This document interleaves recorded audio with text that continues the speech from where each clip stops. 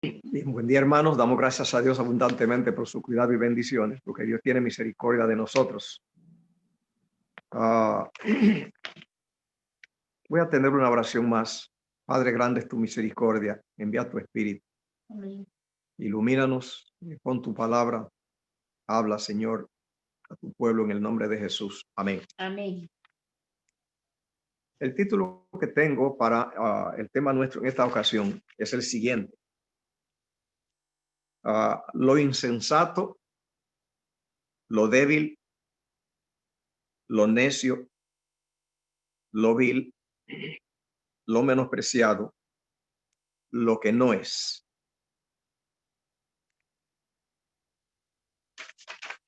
Así que Primera Corintios 1:25 al 28 dice, porque lo insensato de Dios es más sabio que los hombres.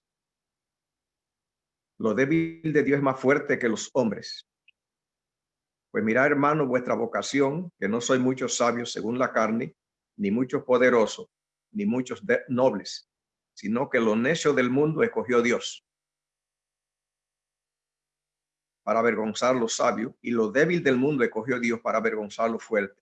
Lo vil del mundo y lo menospreciado escogió Dios, y lo que no es, para deshacer lo que es. Así que de allí viene este título de lo insensato, lo débil, lo necio, lo vil, lo menospreciado, lo que no es. El apóstol Pablo también usó otro término en 1 Corintios 1:18, y fue que le llamó locura. Locura. Y también le llamó poder de Dios. Dice 1 Corintios 1:18, dice, porque la palabra de la cruz es locura a los que se pierden, pero a los que se salvan, esto es a nosotros, él dice, poder de Dios.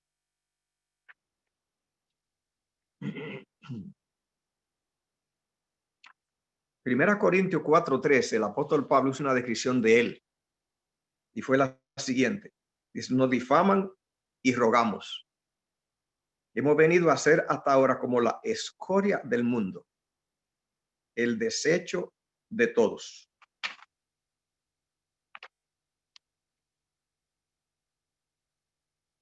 Antes de continuar con mi tema, solamente quiero hacer un comentario separado del tema. Es un comentario aparte.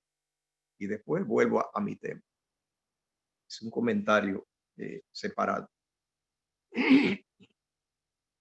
El comentario que quiero hacer es una advertencia debido a que la Iglesia Adventista del Séptimo Día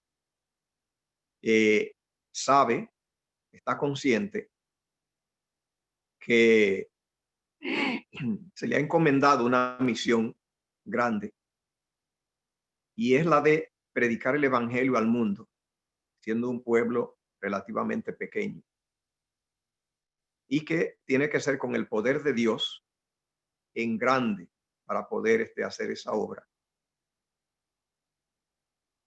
Así que en el tiempo que yo tengo en la iglesia, he oído hablar y he participado de mucha oración por el derramamiento del Espíritu Santo, y también de muchos programas y ayunos con ese objetivo. Quiero hacer solamente una advertencia nada más, porque Satanás quiere en todo proyecto de Dios ver si pone algo para que nosotros, es una advertencia solo, no permitamos que eso ocurra. Se está intensificando el interés en la iglesia por ayunar para recibir el Espíritu Santo. Y eso es fantástico, eso es bueno. Los 120 en el aposento alto, ellos estaban allí en un retiro. preparándose. Así que eso es fantástico, es muy bueno. Sin embargo, tenemos que evitar que haya sutilezas de Satanás que vayan a involucrarse en los programas. Evitar sutilezas. Por ejemplo, ayunar de cosas. Ayunar de cosas. He oído personas hablando, mencionando de ayunar de cosas. No mucho acá. De Nueva York participo en muchas cadenas y he oído hablar mucho de cosas. Cadenas de ayuno. Ayunando de cosas. Ayunando, por ejemplo, vamos a tener ayuno de palabras. Atenernos de decir cosas en ayuno. Y de hábitos. De ver, oí en una ocasión, ayunando de ver televisión, ayunando de temas como chismes y conversaciones que no tuvieran peso, y ayunar de comidas. Vamos a hacer un ayuno en el cual no vamos a comer ciertas cosas. Tenemos que tener mucho cuidado con ese tipo de ayuno para que Satanás no tenga nada que ver. Recuerde bien cuando vinieron de Babilonia los ancianos a construir en Jerusalén, y se ofrecían los árabes para ayudarle. Y les dijeron: usted no tiene parte en esto. Si es así, en nuestros proyectos de Dios, advertido para que Satanás no tenga allí, no le toque hacer parte de eso. ¿Qué es lo que hay detrás de esto de ayunar de cosas? Si uno no está despierto. Porque cosas del diario vivir. Ayunar de cosas del diario vivir, por ejemplo. Comemos comidas, pero hacemos ayuno de algunas cosas. Hablamos con nuestra gente que nos rodea en nuestra sociedad, pero tendremos ayuno de ciertos temas en cierta ocasión. La palabra ayuno me dice dos cosas, la palabra ayuno. Más de dos cosas, me dice varias cosas la palabra ayuno. Ayunar de cosas es abstenerse de cosas, abstenerse de ellas, eso es ayuno, abstenerse de cosas. Y también es ayunar, dice, abstenerse de ellas en ayuno, abstenerse de cosas en ayuno, implica dejarlas en forma momentánea. Disponerse a ayunar de ellas, o sea, dejarlas en forma momentánea, me dice que no son buenas. Repito, ayunar de cosas me dice que esas cosas no son buenas. Por lo tanto, pensar en ayunar de ellas me está diciendo voy a abstenerme de ellas porque no son buenas. Así es que ayunando de ella, me abstengo de ella y tengo un grado espiritual mejor, porque eso es lo que se busca en el ayuno, una mejor condición delante de Dios. Dejarla en forma momentánea me dice que no son buenas y que creo que dejándola momentáneamente implica acercamiento a Dios. Si dejarla en forma momentánea cerca de Dios o aporta calidad espiritual a la religión, abstenerse de ella, ¿qué pasará con la religión cuando termine el ayuno con esas cosas incorrectas y cuando vuelva a la vida normal? ¿O tendré bendición espiritual por dejar las cosas no buenas por un rato cuando las seguiré haciendo en la vida normal? ¿No será esto como tratar con un niño que no sabe el valor financiero o monetario de las cosas, intentando robarle o sustraerle $1.000.000 regalándole un dulce de 25 centavos.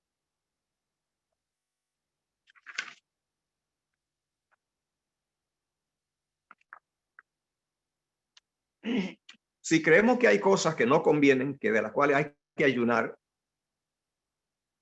pero manejarla con ese método de ayuno, que es solamente abstenerse de ella un rato,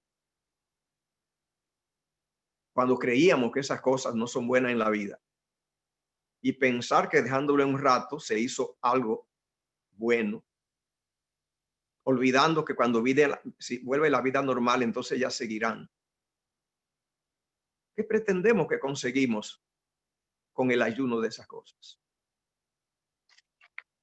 Bien, ese era solamente un comentario. Termino el comentario así. Una vez que detectemos que hay cosas incorrectas, dejarla un rato en ayuno no da ninguna virtud.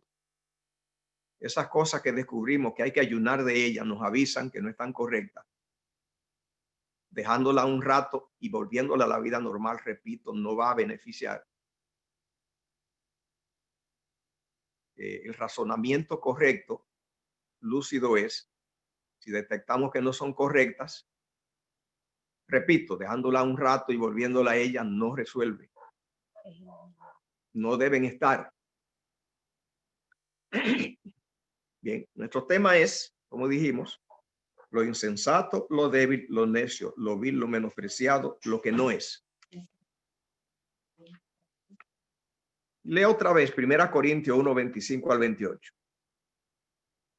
Porque lo insensato de Dios es más sabio que los hombres y lo débil de Dios es más fuerte que los hombres. Mirad, hermano, vuestra vocación, que no soy muchos sabios según la carne, ni muchos poderosos, ni muchos nobles, sino que lo necio del mundo escogió Dios para avergonzar a los sabios, y lo débil del mundo escogió Dios para avergonzar a lo fuerte, y lo vil del mundo y lo menospreciado escogió Dios, y lo que no es para deshacer lo que es. ¿Qué es vil? Vil quiere decir muchas cosas, pero es la última palabra de lo inferior, de lo degradante.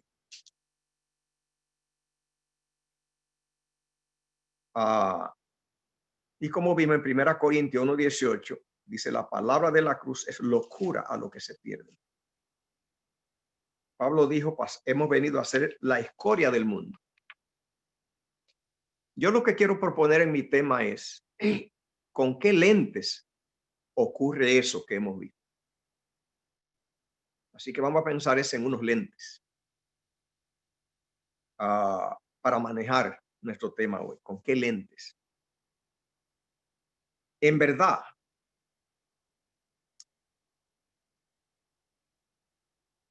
estas cosas que tenemos que adoptar para nuestra vida, convertirnos en lo vil del mundo, lo necio del mundo, es lo que Dios escoge. Lo necio, peor que eso, lo que no es. Dice: para avergonzar a lo que es, para avergonzar a los salvos. La pregunta es, el cristiano, con estos títulos que hemos visto, en verdad, delante del mundo, delante de la gente, somos poca cosa. En verdad, ellos tienen un lente que nos ven así. Se pierde todo aprecio humano al aceptar a Cristo.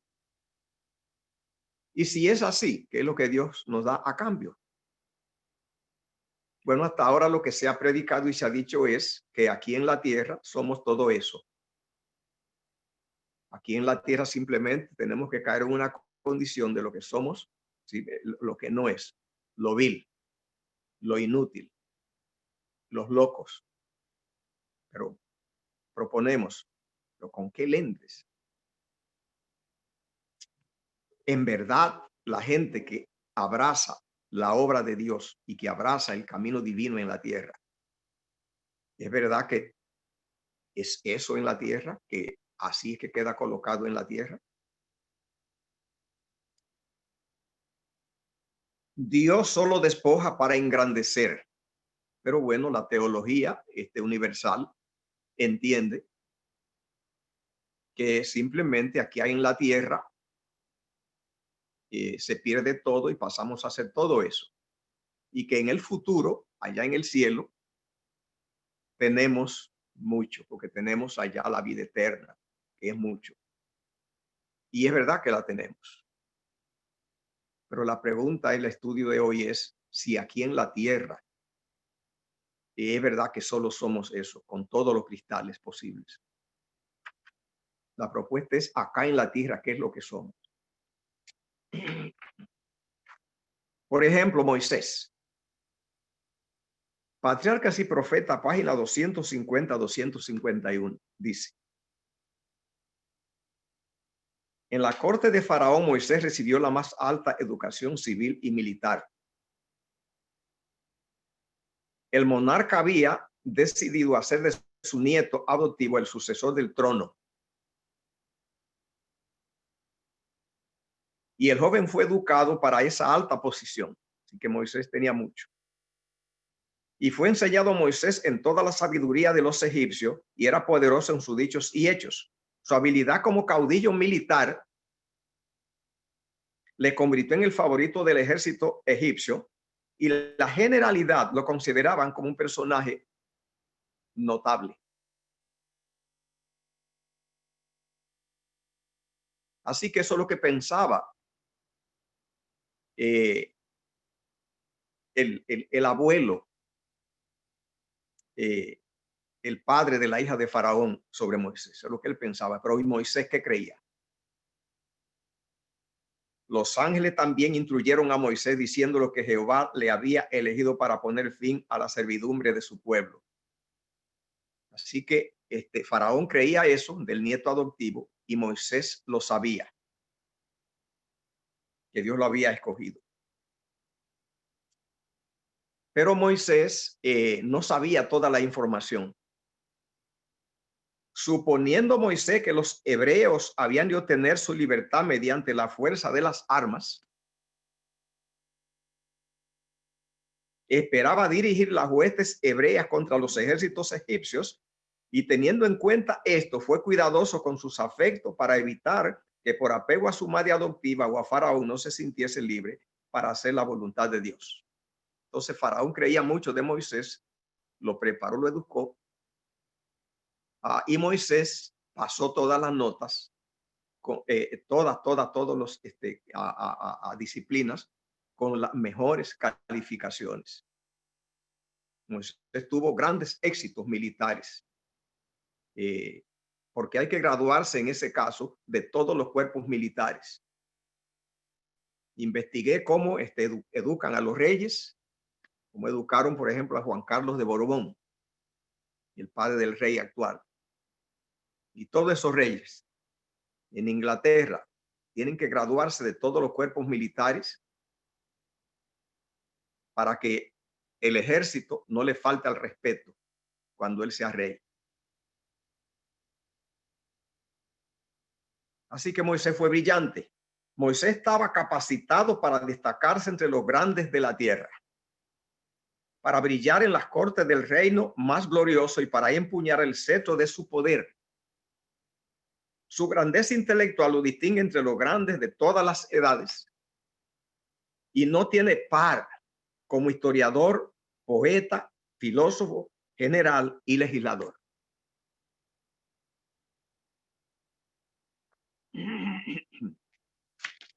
Así que Moisés tenía mucho para dar. ¿Cuánto perdió Moisés para poder llevar a cabo el plan divino? Todo. No solamente llegó a lo vil, pero llegó a lo que no es. ¿Y que obtuvo? Para que Dios, ¿por qué o para qué Dios lo despojaba. Porque en 40 años Moisés perdió la vida, porque Moisés mismo él había dicho que el hombre solamente vive los más saludables, los más vigorosos hasta los 80 años, y que ya él terminó su vida. Perdió el idioma, ya no sabía hablar como hablaba en Egipto. Se casó con una mujer extranjera, que eso ya le envió un mensaje a sus sí, a sus compatriotas. No los vieron por 40 años. Todas las conexiones que tenía, que eran grandes y muchas en Egipto, murieron. Pero le quedaba algo todavía. Dos cosas le quedaban. Seguía creyendo que era con espada que se podía enfrentar a Faraón, y le quedaba algo más. Moisés tenía en su poder el cetro y la espada de Faraón, porque fue educado para ella, así que él lo tenía. Creía que Faraón había que enfrentarlo con espada. Moisés creía que la espada era lo más fuerte que existía. Y hay mucha gente que cree eso hoy. Dios no creía igual. Creía que había cosas más fuertes en la tierra que eso. ¿Qué dio Dios a Moisés a cambio de todo? Tenía que darle algo en la tierra, repito, no en el cielo, en la tierra, algo que fuera más grande. Lo que estoy diciendo es que desde el principio del mundo, Satanás aterrorizó, y lo hará hasta el fin, a la humanidad. Solamente con el miedo de que pierden todo en la tierra y se quedan con la mano vacía. Y la gente tiene terror al hambre, a la miseria, a la mendicidad, a no tener ningún espacio en la sociedad, a la muerte. Dios no estaba preparando a Moisés solo para el cielo, como mucha gente ha propuesto, porque el cielo es futuro y está muy lejos.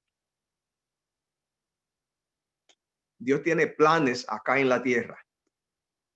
Eso es nuestro tema en esta ocasión. No le temas a Satanás cuando Satanás viene y te dice, siguiendo a Dios acá en la tierra, ya te terminaste. Eso es peligroso. ¿Por qué es peligroso? Porque la persona entonces baja la guardia en la tierra.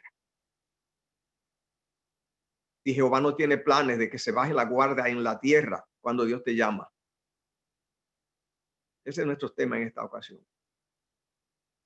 Millones de personas bajaron la guardia cuando Dios los llamó, entendiendo que en la tierra no había mucho para hacer, que esto todo estaba en el cielo a partir de la resurrección. Y vieron menguada peligrosamente su rendimiento. Jehová tiene muchas cosas que hacer acá. Cuando Jehová Dios te pida que tú dejes cosas aquí en la tierra, ya no te dejes asustar diciendo, bueno, está bien, dejo, me retiro, en el cielo nos veremos, porque Dios quiere que se vean aquí. Tiene aquí mucho que tiene que hacer. Él nos despoja de todo acá para que el siguiente movimiento sea en el cielo, sino que hay una tarea grande en la tierra. No se puede ser un santo inútil, porque Dios tiene muchas cosas pendientes. Cuando Dios te pide que deje aquí en la tierra, no solo lo haga pensando en el cielo, te tiene grandes cosas que tiene que hacer en la tierra. No te va a llevar al polvo aquí, te va a elevar a la grandeza en la tierra, porque hay gente que te necesita.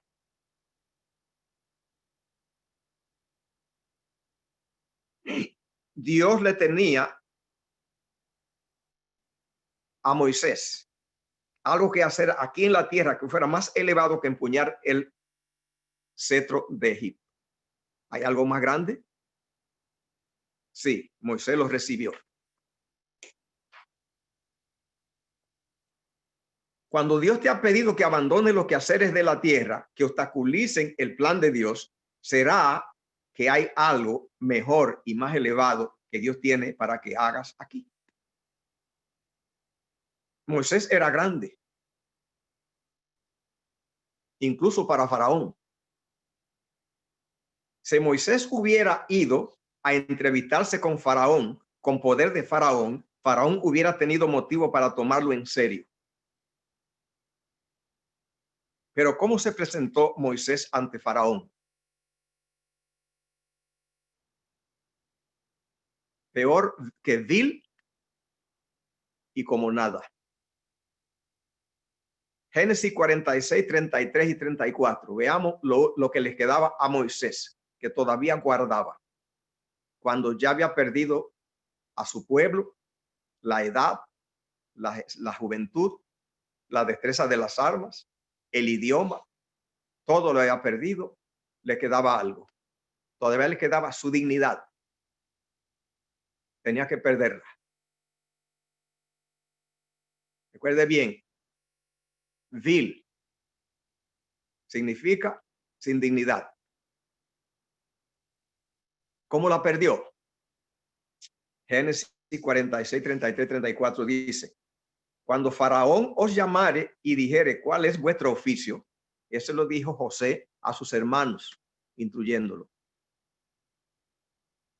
Entonces diré, hombre de ganadería han sido tus siervos desde nuestra juventud hasta ahora.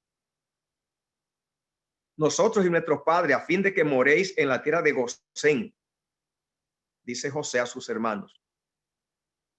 La tierra de Gosén, ¿dónde era? Alejada, lejos. El campo, donde no estaba la élite ni el pueblo que tenía cierto valor social. Es decir, digan que son pastores de ovejas para que los segreguen, para que le hagan lo que pasaba en Sudáfrica, un apartheid. ¿Por qué? Dice, porque para los egipcios es abominación ser pastor de ovejas. Abominación ser pastor de ovejas. Así que entonces Moisés tocó fondo, porque Dios espera hasta que Moisés tenga una vara de pastor de ovejas. Entonces con eso se presenta donde Faraón, así que Moisés llevaba una credencial que no le ayudaba, porque Moisés fue con una vara de pastor de ovejas. Así que Moisés era apestoso, era abominable para Faraón. ¿Tenía Dios planes de denigrar a Moisés? No. ¿Tenía planes de denigrar a Faraón? Es una manera de denigrar a los políticos. Cuando una nación quiere denigrar a un dignatario, le manda a un representante que sea vil, que sea de poca jerarquía, insignificante. Eso le envía un mensaje, ellos lo entienden. Faraón pensó eso cuando dice, bueno, ¿y qué pasó? Viene de parte de Jehová, pero pastor de ovejas, bueno, no está buena la cosa.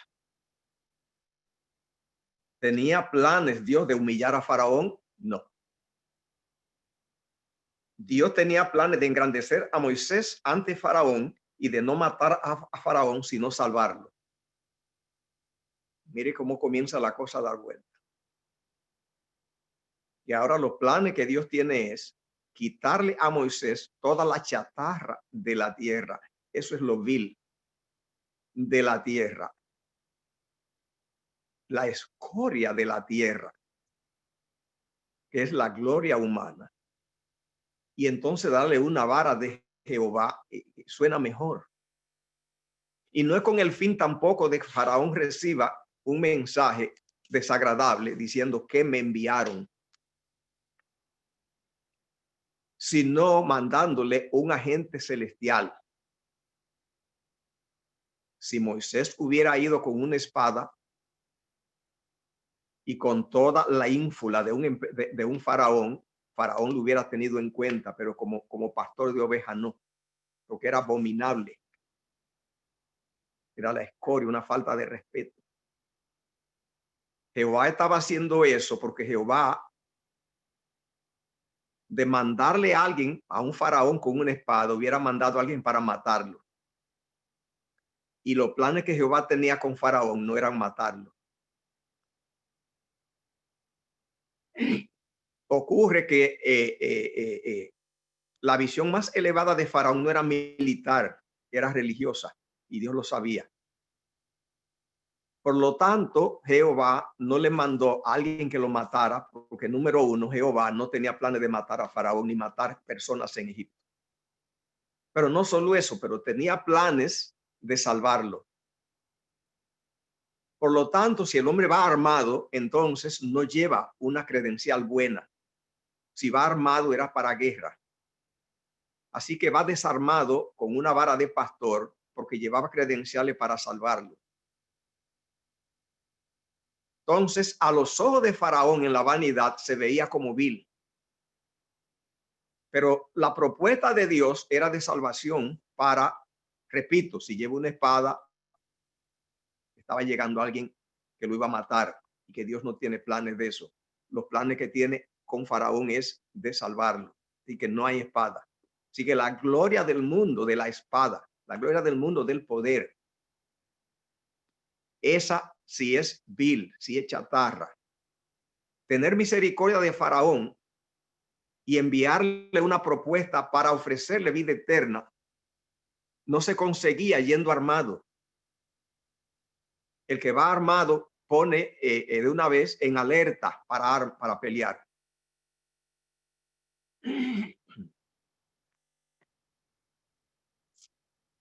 Así que Moisés hubiera sido razonable para Faraón si hubiera ido como Faraón y hubiera sido el hombre más valiente. Faraón lo hubiera tenido en cuenta.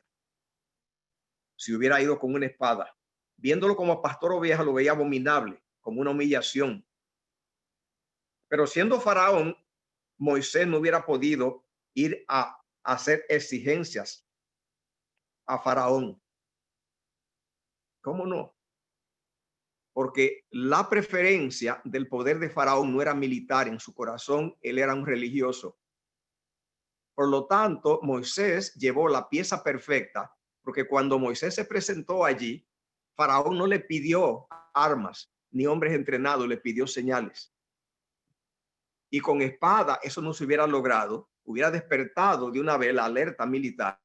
Sin armas, entonces ya eso no ocurrió y se fue al grano entonces de lo que Faraón necesitaba. Cuando Faraón enfrentó a Moisés, no le dijo, ¿dónde están tus hombres? ¿Dónde está tu ejército? Le dijo, haz señales. El ejército que había que atacar en Egipto no era militar, era de dioses, era de religión. Eso era lo que Faraón era y todo Egipto. Por lo tanto, Moisés tenía que perder toda la basura militar para entonces ir a pelear la guerra que Faraón entendía que era una guerra espiritual. La batalla fue entre dioses. ¿Para qué espada? Bueno, la espada mata. Y las herramientas que Moisés llevó dan vida. Le llevó la herramienta de llevarle un Dios que era misericordioso, no lo mata, no le ofrece guerra, pero le hace una oferta de que vea que sus dioses son de paja. Y Moisés, con la herramienta que llevó, pulverizó a todos los dioses y no tocó a Faraón. Vio misericordia entonces de parte de Dios y oferta de salvación. Los egipcios creían que la cobra era mucho. Creían que el Nilo era grande. Moisés Es decir, la insignia más importante que Faraón tenía en su corona era una imagen de una serpiente. Era su protector. Así que inmediatamente pidió señales Faraón y Moisés tiró su vara, llamó a los magos e hicieron ¿qué? Serpiente. ¿Por qué? Porque eso era lo que Faraón tenía para asustar, era su protección. Bueno, Dios resolvió fácil, porque la vara de Moisés se comió a las otras. Allí Dios está librando la vida de Faraón, no matándolo, pero enseñándole algo que él no sabía, es que esas serpientes no eran muchos, no tenían poder. Llegó alguien que no lo mata, lo ama, pero que las serpientes no sobreviven delante de él, que él es más fuerte. La segunda seguridad de Faraón era el Nilo, era quien regaba toda la tierra, y ahí venía todo el sustento de la nación. Y para ello la sangre era abominable. Por lo tanto, entonces Dios no hiere a Faraón. Lo que hace es que le hace saber que el río no es mucho, lo convierte en sangre. El tercer seguridad que tenía Faraón era el sol. El sol ha sido adorado desde el tiempo de Nimrod. Y Dios no lo hiere a Faraón, no lo lastima. Solamente va y le ministra y le dice, mira Faraón, el sol no es mucho. Hay alguien más fuerte que el sol, más grande. Y Moisés se oscurece el sol y a sus órdenes se aclara. Y era así. Dios es más grande que el sol. Josué un tiempo después paró el sol. Ellos creían también que el piojo era muy temible. Y Jehová Dios a través de Moisés le hizo saber, no, no es tan temible, no es peligroso. Creían que la rana era muy terrible.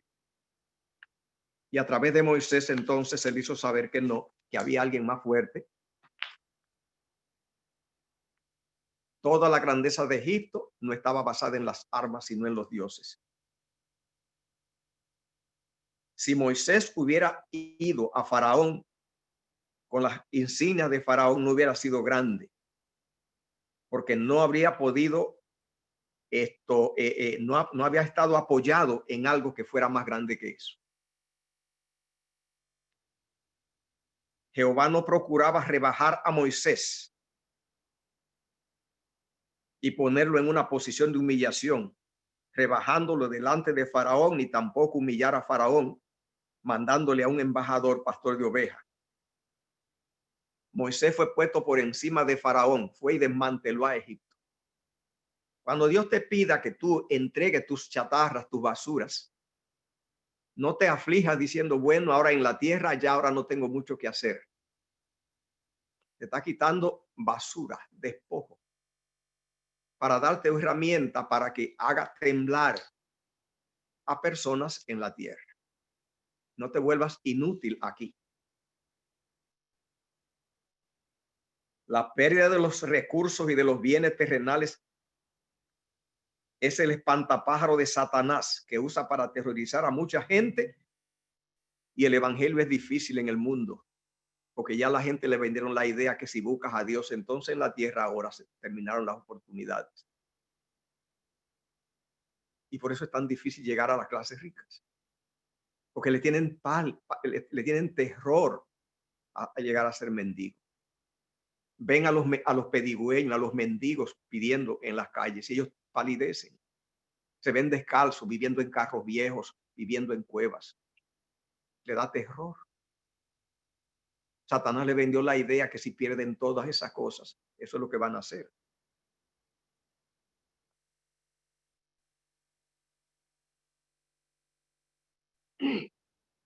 Éxodo 7, 9 al 12 dice que Faraón apeló fue a la religión. Si Faraón os respondiere diciendo, mostrad milagro, diré a Faraón, toma a Aarón, toma tu vara y échala delante de Faraón para que se haga culebra. Queridos, tú puedes pensar que quizás por el aspecto que tú te ves, que no tiene aviones, no tiene millones, no tiene cuentas grandes, que tú no eres mucho si eres cristiano. Demasiados creyentes en Cristo tiemblan, palidecen delante de los potentados. Ten cuidado. Esa gente está pereciendo por la falta de lo que tú tienes, por lo que falta, por lo que tú necesitas, pereciendo. Siempre recuerdo la historia de Peter Carlsen, un ingeniero alemán que fue a vivir en Costa Rica y que vivía de acuerdo a su mentalidad, rico con el dinero como un río, hacía grandes negocios. Oyó hablar del evangelio, recibió un folleto de la Reforma Pro Salud Adventista y comenzó a preguntar, y él me lo contó a mí, somos amigos. Lo encontré un día en Nueva York y le dije, Peter, ¿de dónde eres? Y por el acento supe que venía de Costa Rica. ¿Y qué haces aquí? Y me dice, mira, y le daba risa lo que me decía. Me lo dijo con risa. Dice, mira, lo que pasa es que yo asusto con mi condición económica a los adventistas de Costa Rica y tienen miedo, terror cuando me ven. Y yo quiero preguntarle para que me prediquen, pero me tienen miedo. Tenía una casa que era una mansión que no conocía completa. Neveras que no usaba. Carros. Y los adventistas palidecían. Creían que por ser cristianos no eran mucho. ¿Y sabe qué me dijo él? Se me ocurrió que los gringos, me dijo, ellos no tienen miedo a la gente porque tenga condición económica. Digo, me voy para los Estados Unidos a ver si los encuentro para preguntarles a ellos sobre esto. Dice, eso es lo que hago acá. Se conectó inmediatamente con los adventistas blancos que no tienen miedo. Le explicaron toda esa reforma pro salud. Se bautizó inmediatamente y tenía mucho que ofrecer al mundo. Pero había cristianos que creían que por ser cristianos en la tierra no se hace mucho. Que los ricos acá no quieren saber de la gente que no es como ellos. Estas personas creen que lo más grande es la pompa humana, que lo que ellos tienen no tiene valor, y entonces ellos denigran el evangelio. Tienen la autoestima en el suelo porque no tienen conciencia de lo que tienen. Entonces ellos sí son lo vil del mundo, y ellos sí creen que el que no tiene aviones y cosas es vil. Dios no cree eso. Dios no hizo para Moisés eso. Él fue para que fuera a desmantelar a Egipto, enseñándole la verdad. Eso no lo puede hacer una persona vil y menospreciada. Peter inmediatamente hizo contacto con todo el sistema de salud adventista, de la Reforma Pro Salud, no de hospitales. Eso es lo que le interesaba. E inmediatamente se bautizó y de una vez entró en un proyecto de eso. Y se ha hecho uno de los más grandes maestros, reclutadores de médicos misioneros. Hizo contacto inmediatamente con una empresa, con una panadería del Canadá que vendía un pan integral, y de una vez trajo ese negocio grande en Nueva York. Pero no le bastó, se fue de escuela en escuela naturales a estudiar naturismo y comenzó a dar cursos de naturismo en Nueva York a la gente grande. La asociación adventista, la asociación general, lo envió a Mozambique como director de ADRA, y después me llamó y me dijo, voy a renunciar. Vivo en Mozambique en una condición mejor que el presidente de Mozambique y no tengo acceso a la gente, y renunció.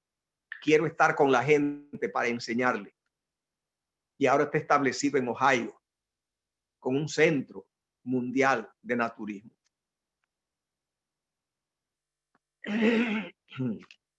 Queridos,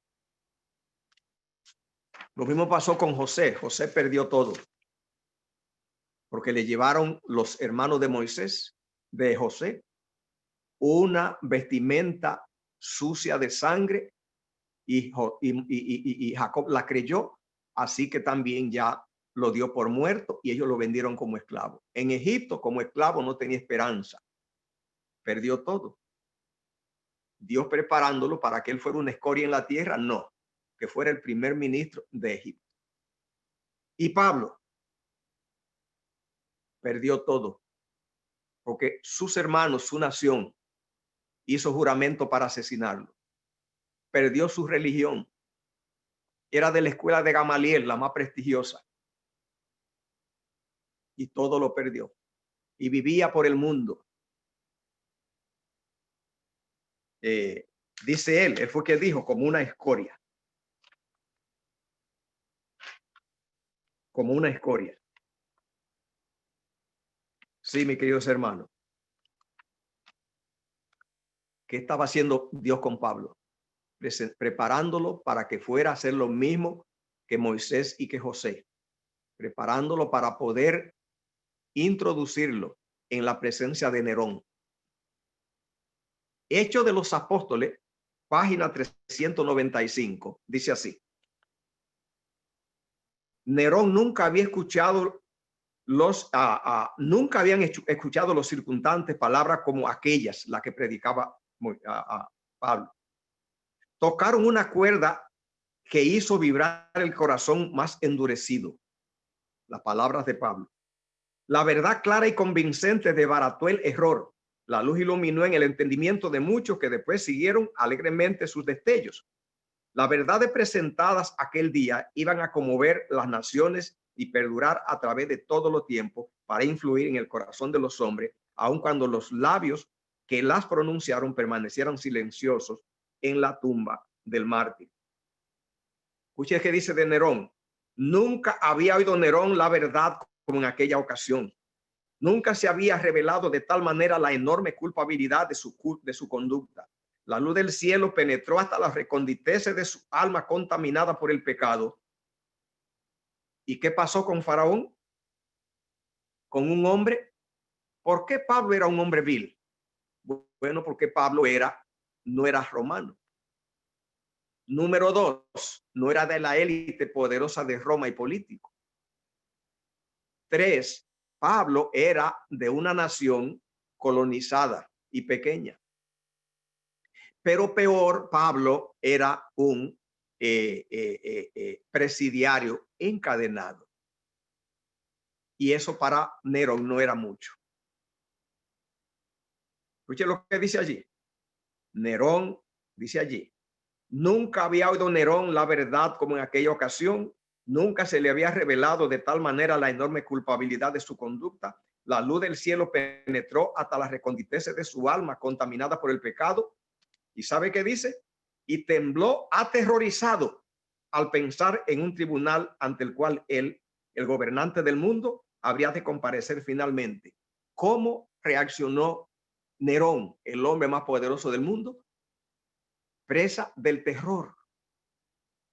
Entonces Dios despoja a Pablo y algunos cristales lo ven, se ve así como lo vil del mundo, pero Nerón no lo vio así. Vio en un hombre encadenado, en un hombre presidiario, a alguien más grande que él. Cuando Nerón oyó esas palabras, el reino de Dios se le reveló y tocó su corazón y lo vio. Escuche bien, eso es. O sea, Dios le reveló la salvación, el reino de Dios. Pero él tenía una cita ya pendiente, una excursión a Grecia, a un evento, una fiesta de orgías con muchachas. Y decidió posponer la oferta de Pablo. Pero la conciencia humana tiene algo. Y es que cuando se le da la verdad y la rechaza, le ocurre un fenómeno de endurecimiento y la siguiente vez no tiene la misma sensibilidad. Pablo le llama cauterización. Y cuando vino de allá, de una orgía de depravación sin límites, y oyó a Pablo la otra vez, ya el espíritu no tuvo el mismo efecto y ordenó su ejecución. Cuando yo a Pablo esa vez fue la última oportunidad que tuvo, porque el rechazo produjo un efecto que ya no tuvo la misma impresión. Y poquito tiempo después de eso, Nerón huía por los patios de las casas huyendo, porque el general Galba venía con su ejército y le avisaron, Galba viene. Galba instruyó directamente a un equipo especializado: busca a Nerón, no tenga cuenta de más nadie, asesínenlo. Y ellos lo hicieron. Nerón huyó despavorido. Y cuando lo alcanzaron, le dijeron dos opciones: o te tomamos preso y tenemos que presentarte y exhibirte delante de la ciudad como evidencia que fuiste tú y humillarte, o tú puedes suicidarte. Y él optó por lo segundo. Y así terminó Nerón. Dios lo amó. Y Pablo tenía que ser despojado de la escoria de la tierra, porque Dios necesitaba introducirlo en la sala de Nerón para salvarlo. Nerón no cooperó. Cuando Dios a ti te está pidiendo ahora que tú dejes cosas, déjala. Que hay gente que te va a ver como que, bueno, quedaste sin nada. No te engañes. Dios te está por poner en la mano una vara para que sea más grande que la escoria de la tierra para hacer una obra. Amén. Que Dios te bendiga. Padre que moras en los cielos, grande es tu misericordia. Gracias por tus bendiciones sobre nosotros, sobre tu pueblo. Pedimos tus bendiciones sobre nosotros en el nombre de Jesús. Amén. Amén.